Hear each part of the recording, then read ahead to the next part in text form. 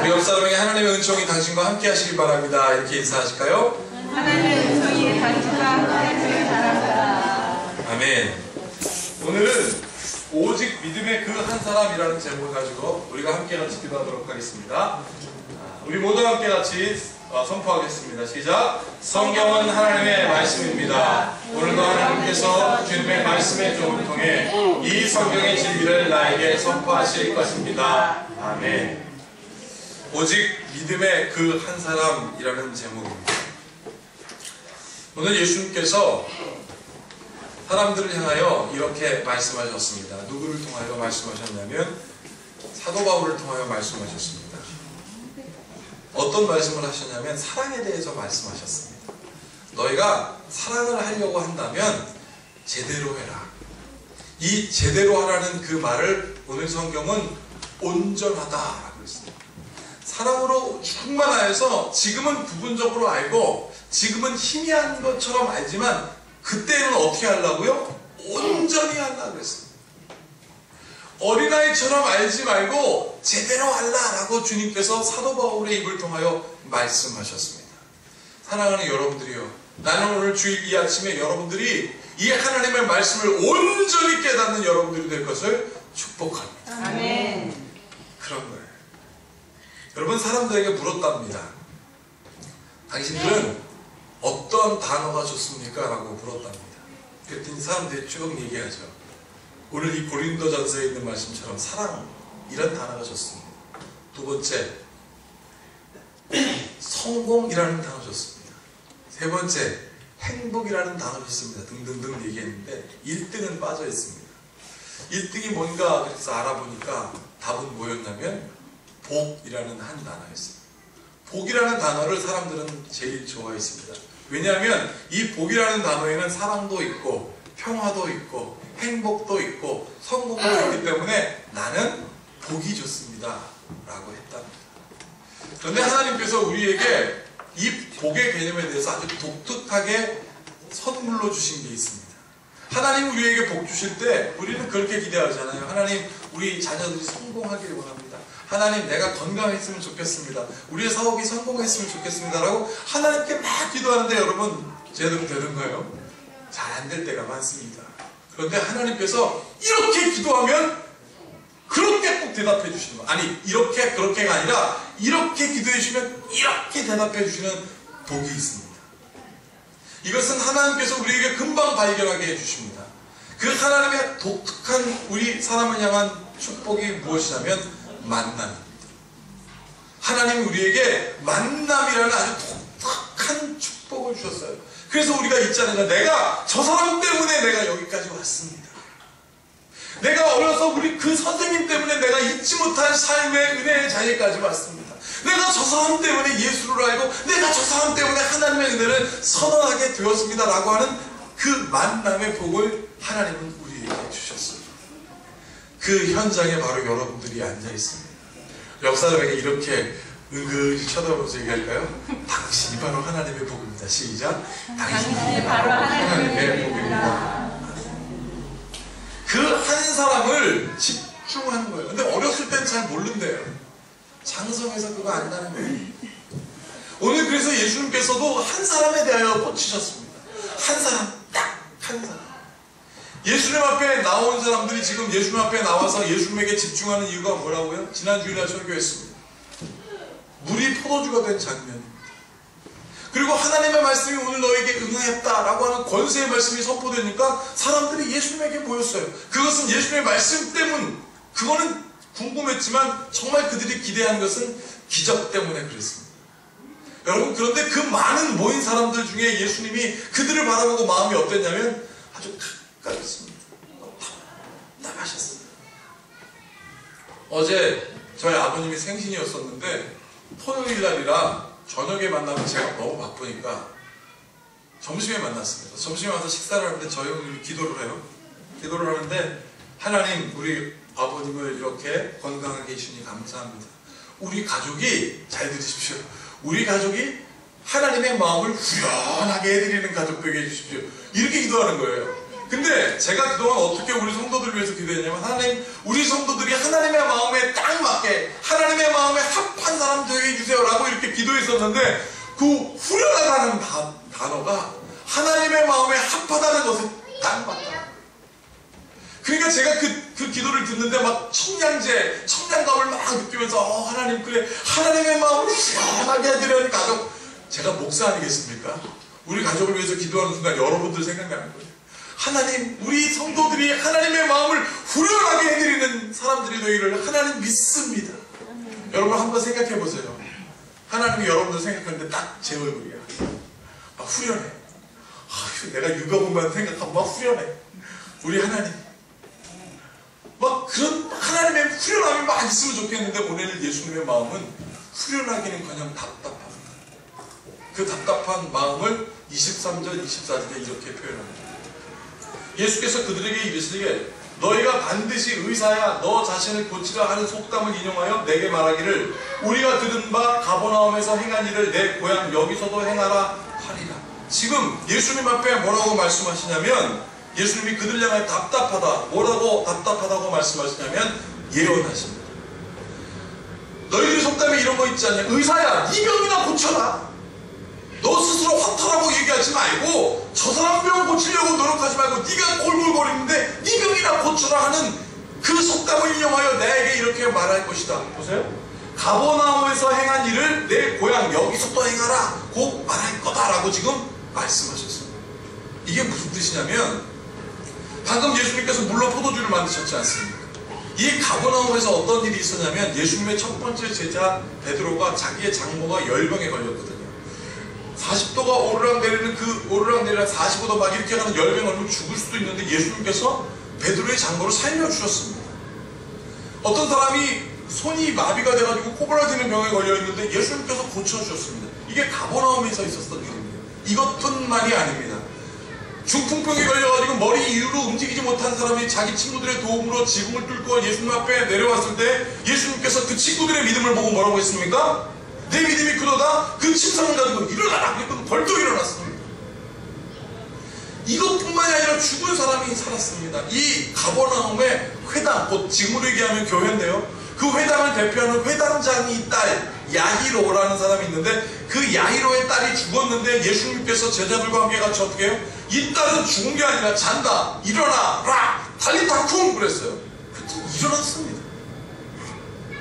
여러분 성경에서 뭐라고 그랬습니까? 너희들이 앞으로 나에게 이렇게 얘기할 것이다. 내게 말하기를 우리가 들은 바 가버나움에서 행한 일을 내 고향 여기서 또 행하라 하리라. 그러니까 예언이거든요. 어떻게 이 예언이 성취되냐면 예수님께서 십자가에 못 박혀 돌아가셨을 때 예수님을 따랐던 사람들이 예수님께 뭐라고 얘기하냐면 의사야 네 병이나 고쳐라 라고 말한 것처럼 네가 진짜 하나님의 아들이야. 네가 진짜 전능자라고 한다면 네가 진짜 메시아라고 한다면 네가 말하는 하나님의 아들이라고 한다면 십자가에서 내려오라 라고 했던 것이 바로 이 예언입니다. 예수님이 갑갑했어요. 자 24절을 다 함께 읽겠습니다. 시작. 또 이르시되 내가 진실로 너희에게 이르노니 선지자가 고향에서 환영받는 자가 없느니라 그랬습니다. 예수님이 고향에서 환영받지 못하지 않느냐 바로 너희들 때문에. 여러분 예수님께서 그러면서 뭐라고 얘기하면 이 사람들 중에 딱 한 사람 하나님의 마음을 후련하게 하는 사람이 없다 그러면서 말씀하시길 엘리야 때에 너희들 혹시 사렙과 과부를 기억하지 않느냐. 3년 3개월 동안 비가 오지 않아가지고 가뭄이 막 땅이 쫙쫙 버러지들이 왔습니다. 여러분 그런데 그때 그 사렙과 과부가 그 가뭄으로 어렵게 살고 있는데 하나님이 엘리야를 그 여인에게 보내서 배를 채우라고 합니다.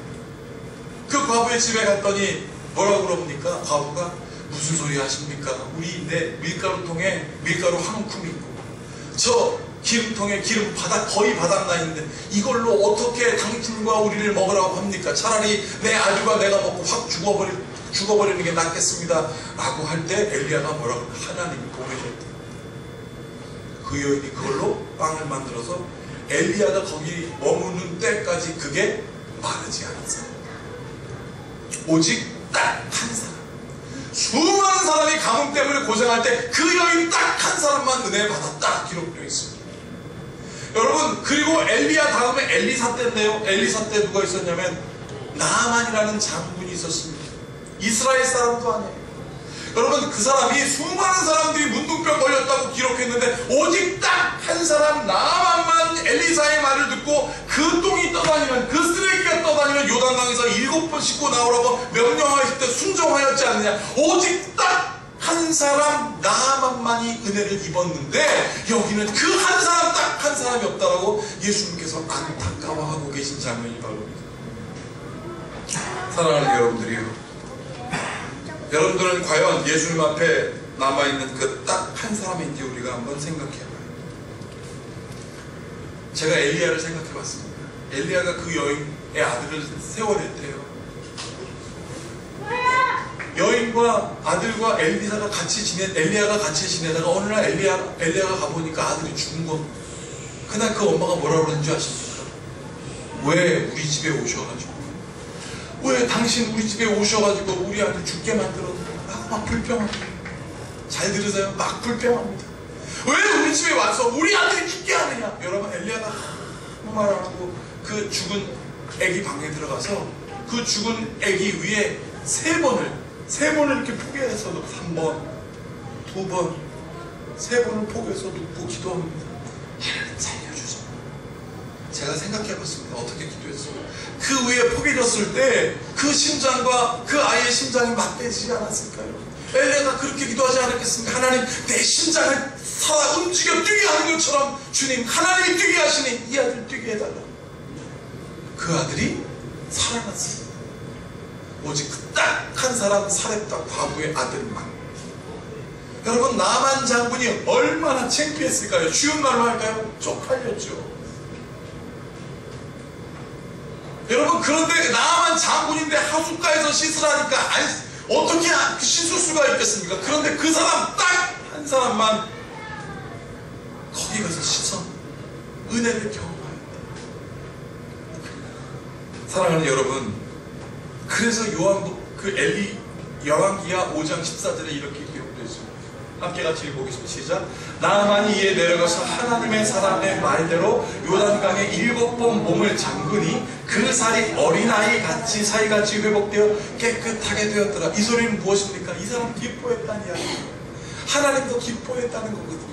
여러분, 그 딱 한 사람 나만 때문에 하나님의 마음이 지금 후련해집니다. 후련해집니다. 지난주 목요일날 제가 교회 갔다가 평양에서 저희 어머님 댁을 갔는데 저희 어머니께서 설교 말씀을 들으셨다면 저한테 믿음의 영웅에 대해서 말씀하셨죠. 근데 그 믿음의 영웅에 대하여 제가 오늘 설교하려고 그랬거든요. 그 말씀. 여러분, 믿음의 영웅의 특징이 있습니다. 그들은 이렇게 생각했습니다. 우리를 거룩하게 하는 이도 하나님이십니다. 은혜를 주시는 것도 하나님이십니다. 비를 뿌리는 것도 하나님이십니다. 눈을 내리는 것도 하나님입니다. 심지어 우리가 살게 하는 것도, 우리가 죽게 하는 것도 하나님이십니다. 모든 것 다 하나님이 했다는 거예요. 그런데 믿음의 영웅들이 갖고 있어 딱 한 가지 생각. 나도 조그만한 거 하나 할 수 있다는 거예요. 하나님의 전능함처럼 할 수 없지만 그러나 나도 조금 하나님의 그 전능함에 비교해서는 조금도 비교할 수는 없지만 딱 하나, 그게 뭐냐면 그 하나님을 나는 믿습니다. 그래서 그들이 믿음의 영웅이 된다. 그런데 그 믿음의 영웅들에게서 하나님이 뭐라고 말씀하면, 야, 너희들 나와 함께 같이 고난의 자리로 가자. 너희들 나와 함께 같이 광야로 가자 라고 하면 그들이 쉽게 갔을까요? 여러분, 아무리 믿음의 사람이라고 쉽게 갔을까요? 쉽게 못 갑니다. 하나님 왜 하필이면 납니까? 왜 하나님 고난입니까? 왜 하나님 광야입니까? 믿음의 사람들도 그랬다니까요. 하나님 왜 하필이면 고난입니까? 나는 고난이 더 커 보이고 나는 광야가 더 커 보이니 하나님 왜 하필이면 나에게 이런 일이 왔습니까? 라고 그들도 불평했습니다. 사랑하는 여러분들이요, 여러분도 불평할 수 있습니다. 그러나 단 한 가지 우리가 잊지 말아야 할 것은, 그래도 하나님은 나와 같이 동행하시고. 여러분, 이 여인 보십시오.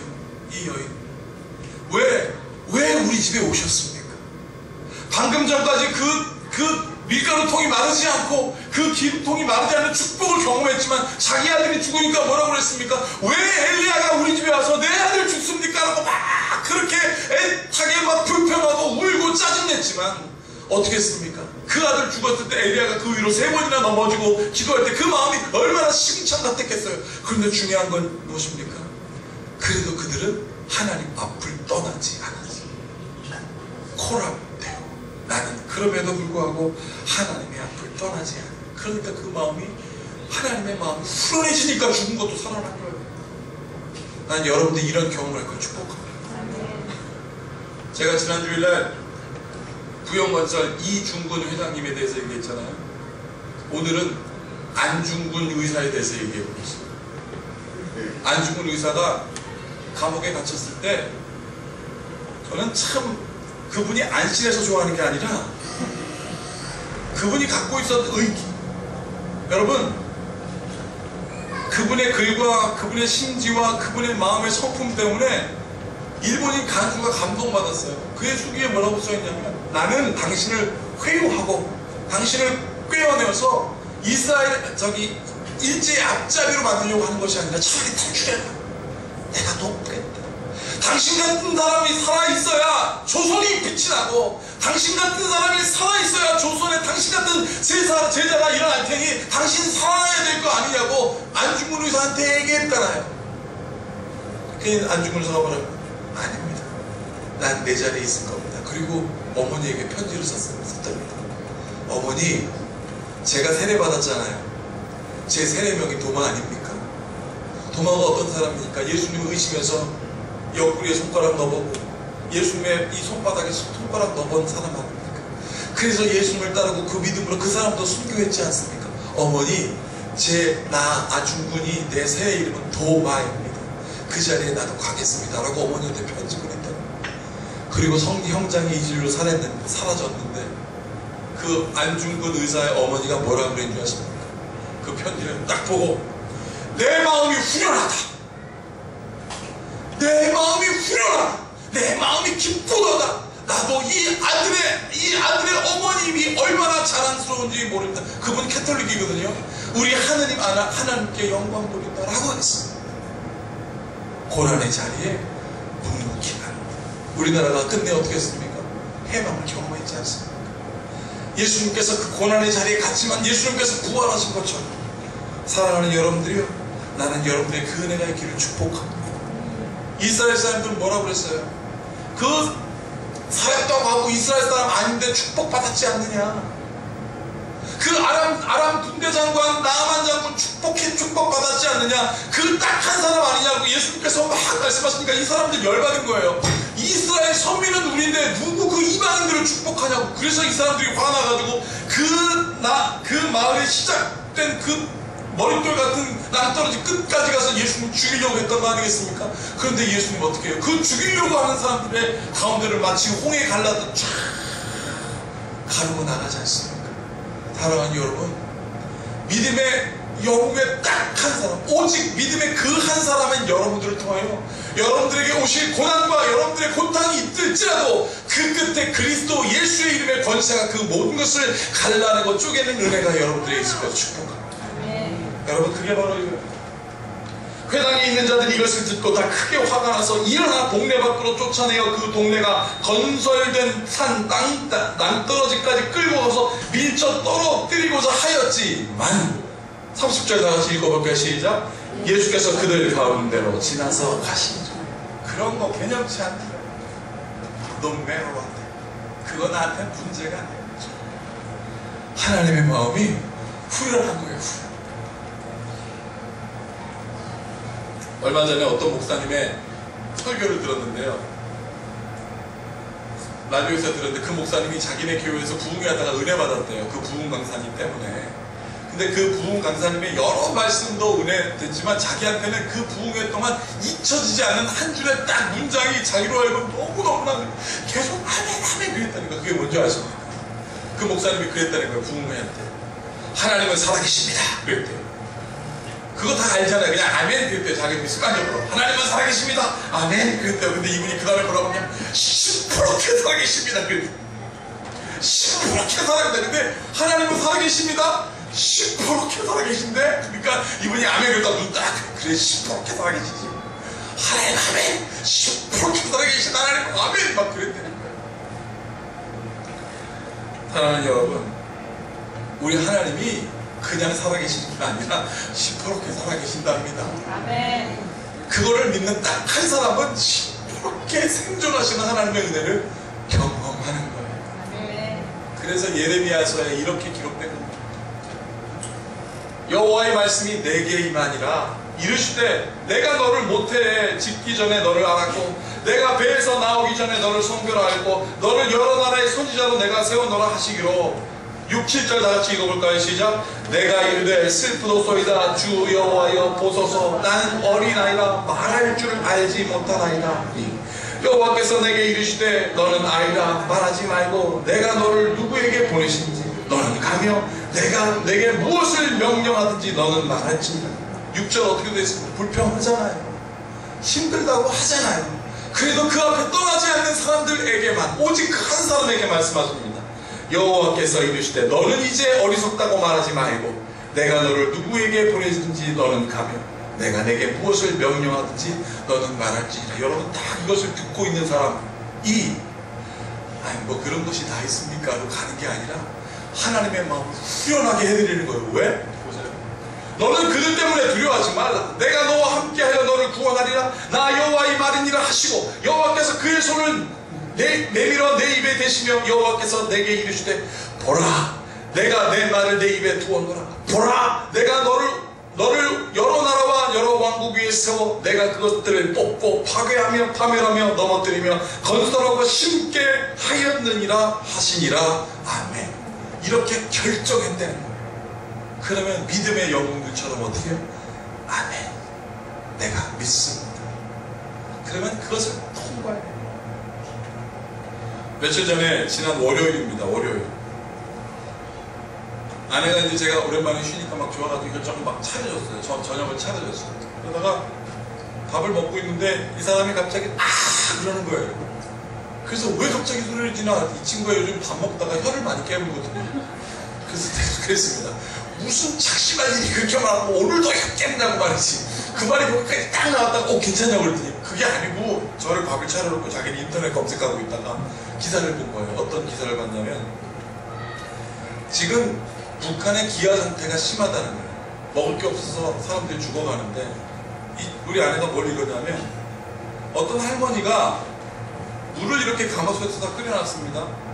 그리고 그 손자가 끓여듣는 물을 신기하니까 이렇게 바라보고 있는데 할머니가 배가 고프잖아. 그 손자를 뒤에서 밀어가지고 거기서 팍 빠뜨려 삶아 먹었다는 거예요. 저분이 깜짝 놀랐네. 그래서 내가 뭐 그런 게 다 있냐. 그래서 내가 또 찾아봤습니다. 막 진천에 지어보니까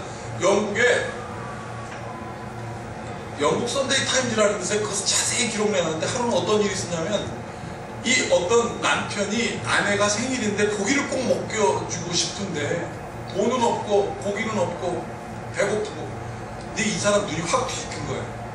그렇게 해서 우리 아내한테 고기를 줘야지. 근데 딸이 아빠 하고 딱 그러는데 그 딸이 고기를 보이고 그래서 그 딸을 잡았어요. 그런데 그 딸을 죽이고 있는 장면을 아들이 봤어요. 아들이 봐가지고 아빠가 그때 정신을 딱 차렸는데 딸을 자기가 죽이고 있잖아요. 아들이 그걸 봤을 때 신고하면 자기도 죽을 수 있잖아요. 그래서 아들도 죽였어. 그래갖고 그 딸의 살점을 떼가지고 불고기를 만들어갖고 자기 아내를 준 거예요. 아내가 그걸 먹고 났는데 뭔가 이상한 거예요. 요즘 막 인육을 먹는다든지 횡령을 하는데 자기 아들 딸이 없으니까. 그래서 신고했는데 어떻게 된 줄 아십니까? 그 집 마루 밑에서 그게 나온 거예요. 그래갖고 이 사람 그 할머니 다 처형당했던 장면이 나왔다고 영국 선데이 타임즈에 26일자에 기록되어 있더라고요. 제가 그것 때문에 안타까웠습니다. 하나님 거기에 정말 어떻게 그렇게 죽어가는 영혼들이 있습니까? 라고 제가 어느 교회를 가고 있는데 그때 또 극동방송국에서 이런 방송이 딱 들려오는 거예요. 북한에 성경책을 보내고 북한에 기독교 방송 설교를 들려주려면 전파 굉장히 세게 필요하니까 헌금해달라고 그랬는데 어디선가 편지가 왔는데 거기에 중국 돈 100위안이 들어있더래요. 중독 100위안이면 우리나라 돈으로 18,000원 정도 됩니다. 그래서 이게 어떻게 왔을까 그래서 그걸 역추적해서 봤더니 그게 어디서 온 거냐면 북한 지하교회에 있는 한 성도가, 북한에 지금도 있는 성도가 자기에게도 말씀 듣고 싶습니다. 우리도 성경 읽고 싶습니다. 조선말로 된 성경 보내주십시오라고 해서 그거를 조선 쪽 선교사한테 그거 100위안을 보냈는데 그 100위안이요 북한 사람들 6개월치 공급이랍니다. 한 달에 2,000원 정도 번대요. 그거를 6개월치를 몰아서 보내준 거예요. 그래서 그것을 받아놓으라고 거기서 기도해달라고 그러는데 제 마음이 막 뜨거워졌습니다. 어떻게 뜨거워졌는지 아십니까? 하나님, 수고하는 그 땅에 먹을 게 없어서 사람을 뜯어먹는 그 땅에 하나님의 말씀을 듣고 싶다는 이 땅에 딱 한 사람이라고 한다면 오직 그 한 사람을 위하여 그 땅을 변화시켜 주시옵소서. 딱 한 사람 마음 때문에, 딱 한 사람 그 사역도 가문 때문에 하나님의 은혜가 있었다면 하나님 북한 땅에도 그 은혜가 있게 하여 주시옵소서. 기도가 나더라고요. 여러분, 우리 교회가 건축되면 교회가 막연하게 부흥이 되겠지? 그게 중요하지 않습니다. 건물 중요하지 않습니다. 이제 우리 다음 주면 우리 교회도 없어요. 이제 공간도 없어집니다. 어느 호텔 가서 예배 드려야 될지도 모르겠습니다. 그러나 교회가 건축되는 것보다 더 중요한 것은 교회가 건축되어지기 전에 내 신앙이 막 자라나는 거예요. 믿음의 딱 한 사람 내가 되겠습니다. 빈들이나 광야나 들판이나 I don't care. 나는 관계가 없습니다. 하나님, 내가 그 하나님의 마음을 후련하게 해드리는 믿음의 한 사람 되겠습니다. 그 시간을 우리에게 주었음을 저는 믿습니다. 그래서 여러분, 하나님의 마음을 후련하게 해드리는 사람, 진정 하나님의 마음에 합한 그 믿음의 한 사람 되실 것을 축복합니다. 이 모든 시각에 뛰어나서 주님의 평강이 여러분들의 마음과 생각을 지킬지어다. 기도하겠습니다. 참으로 고맙고 감사하신 하나님, 우리가 주님을 의지하는 것을, 주님을 믿고 따르는 것은 정말 우리가 하나님의 마음에 합하기 위해서입니다. 하나님, 우리로 인하여 하나님의 마음이 후련했으면 좋겠습니다. 주여, 우리 교회를 사용하여 주시옵소서. 비록 교회에 예배 공간은 없지만 우리가 가는 곳곳마다 부흥이 있게 하여 주시고, 하나님, 우리가 가는 곳곳마다 하나님의 은혜가 넘쳐나게 하여 주시고, 바로 그 믿음의 한 사람으로 인하여 하나님의 은혜가 넘쳐났던 것처럼, 죽었던 생명이 살아났던 것처럼 우리에게 일어난 모든 권한을 헤쳐나가며 하나님과 동행함으로 그 믿음의 한 사람의 은혜를 경험하는 우리 모든 성도들 되게 하여 주시옵소서. 믿음의 영웅들, 그 한 사람들 되게 하심을 믿고 우리 주 예수 그리스도의 이름으로 축복하며 기도하옵나이다.